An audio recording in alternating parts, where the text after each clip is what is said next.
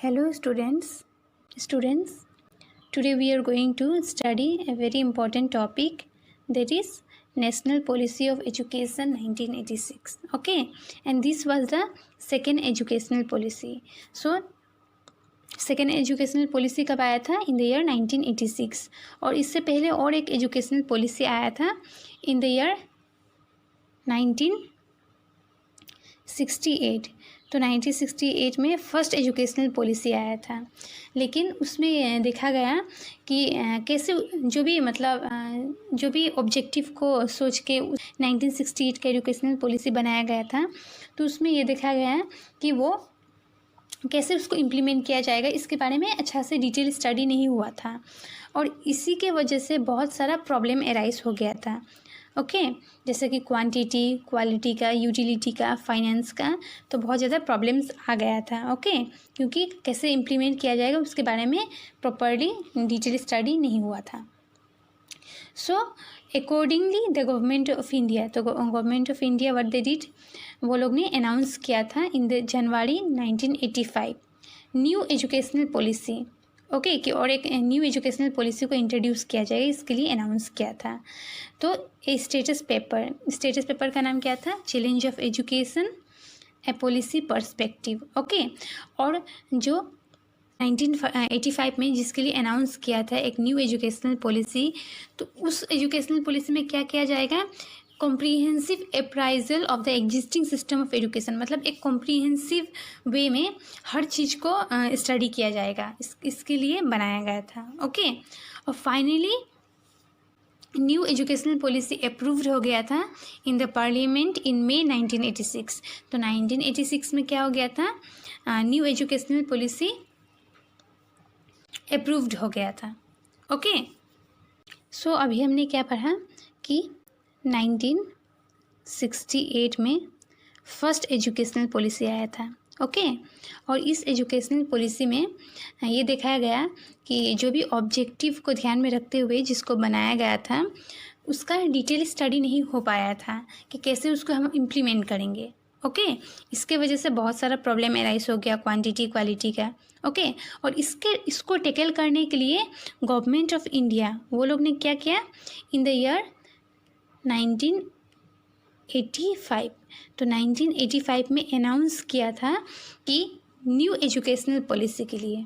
Okay, तो new educational policy को introduce किया जाएगा, इसके लिए अनाउंसमेंट हुआ था इन द ईयर 1985. और ये एजुकेशनल पॉलिसी इसमें क्या डिस्कस किया जाएगा? बेसिकली ये एक कॉम्प्रीहेंसिव अप्राइजल करेगा, हमारा जो एग्जिस्टिंग सिस्टम ऑफ एजुकेशन है उसको हर एस्पेक्ट को अच्छा से कवर करेगा. तो इसके बारे में बात हुआ था और अनाउंस किया था गवर्नमेंट ऑफ इंडिया ने इन द ईयर 1985. ऑलराइट, और इन द ईयर 1986 में 1986 में क्या हुआ था? जो 1985 को एजुकेशनल पॉलिसी था उसको अप्रूव कर दिया गया था इन द ईयर 1986. तो इसीलिए हम इसको क्या बोलते हैं? 1986 वाला क्या है? This was the second educational policy. Okay, which came in the year 1986. All right, so few characteristic we will be studying right now. All right, so इस एजुकेशनल पॉलिसी ने क्या बोला था कि वोकेशनलाइजेशन ऑफ एजुकेशन के बारे में बात किया था. इट मीन्स एजुकेशन को सेकेंडरी स्टेज में it should be vocationalized. Okay, so education को वोकेशनलाइज करेंगे अगर हम सेकेंडरी स्टेज में, तो क्या होगा? करिकुलम में ऐसा कोर्सेस या फिर ऐसा टॉपिक्स इंक्लूड किया जाएगा या फिर कुछ ऐसा चीज़ सिखाया जाएगा जिससे स्टूडेंट का क्या हो? स्किल्स डेवलप हो, और जिससे क्या होगा? They will be job oriented. मतलब जब वो लोग का स्टडी कंप्लीट हो जाएगा या फिर कोर्सेज कंप्लीट हो जाएगा तो वो लोग स्किल डेवलप होगा और वो लोग सेल्फ डिपेंडेंट हो जाएगा, तो जॉब ओरिएंटेड होना चाहिए. तो इसके लिए वोकेशनलाइजेशन ऑफ एजुकेशन का बात किया था. ओके, और सेकेंड किस में एम्फेसाइज किया? That is scientific and technological development. तो नेशनल एजुकेशनल पॉलिसी ऑफ 1986 ने क्या बोला था कि अलग अलग साइंटिफिक और टेक्नोलॉजिकल डेवलपमेंट के बारे में बात किया था. ओके, कि हर स्टेज में इसके बारे में स्टूडेंट को बताया जाए ताकि फ्यूचर में उसको प्रॉपरली अपना नॉलेज के बेसिस पे या फिर उसको यूटिलाइज कर पाएंगे। Okay, and the next is to encourage government and non government efforts for wiping out illiteracy. तो गवर्नमेंट या फिर नॉन गवर्नमेंट जो ऑर्गेनाइजेशन है या फिर जो भी है, तो वो लोग को क्या करेंगे, इनक्रेज करेंगे ताकि वाट एवर इलिटरेसी जो हमारे कंट्री में प्रिवेलिंग है वो रिमूव हो जाए। तो उसको रिमूव करने के लिए क्या हम कर सकते हैं, लाइक क्या चीज़ का एम्फेसिस किया, that is adult education, formal education, open school. So ये सब के हेल्प से what we can do, we can remove illiteracy from our country. So इसके बारे में एम्फेसिस देने के लिए बोला था, that is educational policy of 1986। So now we will study some of the features of new educational policy of 1986. Okay, so the first is role of education. So education develops main power for different level of the economy. तो education क्या करता है, develop करता है main power अलग अलग levels के लिए, हाँ. So it also substract on which research and development flourish, being the ultimate guarantee of national self reliance. तो with the help of education क्या होगा, हम सेल्फ रिलायंट बनते हैं, राइट, सेल्फ रिलायंट बनते हैं, सेल्फ सफिशिएंट बनते हैं। और एजुकेशन क्या है, एजुकेशन एक इन्वेस्टमेंट है in the present and the future. So ये बेसिकली क्या है, the key of national policy of education. The role of education plays a very important role, okay, in our life. Next point is education for equality. So educational policy of 1986, इसने क्या बोला है कि जो जितना भी इनइक्वलिटीज़ है, जितना भी डिसएक्वालिटीज़ है हमारा कंट्री में, इसको रिमूव करने के लिए, ओके, और इक्वलाइज करने के लिए एजुकेशनल अपॉर्चुनिटीज़। तो एजुकेशनल अपॉर्चुनिटीज़ जिसको देना है, जो लोग बहुत टाइम तक वो लोग डिनाइड हुआ है या फिर वो लोग अपना नहीं मिला है, राइट, इक्वलिटी, तो वो लोग को इक्वल एजुकेशनल अपॉर्चुनिटी देने के लिए, ओके। सो इसमें किसको बात किया है, लाइक एजुकेशन फॉर वुमेन के लिए एजुकेशन होना चाहिए, like education for schedule caste minorities, okay, education for adults handicap. तो ये लोग को क्या करना चाहिए, एजुकेशन देना चाहिए, ये लोग का राइट्स है, ओके। तो इसके बारे में इसने बात किया था। Childhood care and education. So the national policy of education has used the term early childhood care and education. So early childhood care and education का टर्म यूज़ किया है नेशनल पॉलिसी ऑफ एजुकेशन ने, in place of pre primary और nursery education, okay.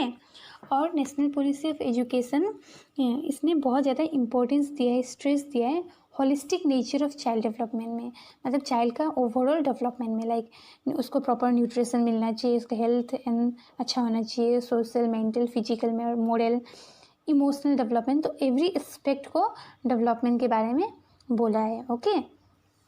और early childhood care and education will receive high priority and be suitably integrated. तो early childhood care and education को क्या बोला है, इसको इंटीग्रेट करने के लिए किसके साथ, with the integrated child development service program, okay, wherever possible, मतलब जब पॉसिबल हो, अगर ज़रूरी पड़े तो इसको इंटीग्रेट करने के लिए बोला है, ओके। तो वहाँ पे क्या होगा, day care centres will be provided. तो डे केयर सेंटर्स प्रोवाइड किया जाएगा, और ये एक सपोर्ट सर्विस होगा यूनिवर्सलाइज करने के लिए प्राइमरी एजुकेशन, मतलब प्राइमरी एजुकेशन सबको देने के लिए ये एक सपोर्ट सर्विस का काम करेगा। किसके लिए, बेसिकली लाइक दोस्त गर्ल्स जो अपना मतलब क्या करते हैं, अपना सिबलिंग्स का ध्यान रखते हैं, राइट। जैसे कि किसी के पेरेंट्स वो लोग बाहर जाके काम करते हैं, और वो लोग अपना एल्डर सिस्टर जो होती है वो अपना भाई बहन को देखती है, तो इसके लिए क्या होगा, एक सपोर्ट सर्विस प्रोवाइड करने के लिए बोला गया है for working women belonging to poor sections, okay. और यहाँ पे क्या करा जाएगा, program of early childhood care and education में ये एक चाइल्ड ओरिएंटेड होगा, फोकस्ड होगा around play and the individuality of the child. यहाँ पे लोकल कम्युनिटी जो होगा वो भी बहुत इम्पोर्टेंट रोल प्ले करेगा, ओके। सो स्टूडेंट का ओवरऑल डेवलपमेंट में, ओवरऑल होलिस्टिक डेवलपमेंट में ध्यान दिया जाएगा। Next point is operation blackboard. So operation blackboard means what? इसका मतलब प्राइमरी स्कूल्स में मिनिमम इंफ्रास्ट्रक्चर फैसिलिटीज़ को प्रोवाइड करना so that teaching learning process smoothly चले और कोई भी प्रॉब्लम ना हो. ओके, लाइक फॉर एग्जांपल जैसे कि black board, chart, maps etcetera. So ये सब क्या होना चाहिए? प्राइमरी स्कूल में अवेलेबल होना चाहिए. Okay. Navodaya Vidyalaya. So Navodaya Vidyalaya was introduce by national education policy of 1986. तो इसको क्यों इंट्रोड्यूस किया गया था? बेसिकली जैसे कि विलेज के जो लोग होते हैं, रूरल एरियाज़ में जो लोग रहते हैं, वहाँ के कुछ स्टूडेंट्स लोग बहुत मेरिटोरियस स्टूडेंट होते हैं, बहुत टैलेंटेड स्टूडेंट होते हैं, but due to financial problem वो क्या कर पाते हैं? अच्छा क्वालिटी एजुकेशन नहीं ले पाते हैं. तो इस चीज़ को ध्यान में रखते हुए नवोदय विद्यालयों को बनाया गया था. ये बेसिकली किस पे ज़्यादा फोकस करता है? जो रूरल स्टूडेंट्स, रूरल एरियाज़ के स्टूडेंट हैं, मेरिटोरियस स्टूडेंट हैं, टैलेंटेड स्टूडेंट हैं, तो वो लोग को एक क्वालिटी एजुकेशन देने के लिए. ओके. और ये ऑलमोस्ट एवरी डिस्ट्रिक्ट में you might have seen one Navodaya Vidyalaya. Okay, basically ये बैकवर्ड एरियाज़ के लिए है. और यहाँ पे क्या किया जाएगा? Navodaya Vidyalaya Samiti and autonomous organization is the ministry of MHRD. तो यहाँ पे सेंट्रल गवर्नमेंट जो क्या करेगा? 100% एक्सपेंडिचर जो होगा वो सेंट्रल गवर्नमेंट देगा. ओके. और स्टेट गवर्नमेंट का क्या रिस्पॉन्सिबिलिटी होगा यहाँ पे? They will only provide a plot of land around 30 acres in area free of cost. तो जितना भी एक्सपेंडिचर होगा इसमें वो सेंट्रल गवर्नमेंट करेगा, लेकिन स्टेट गवर्नमेंट का क्या रिस्पॉन्सिबिलिटी होगा? ए प्लॉट ऑफ लैंड, जहाँ ये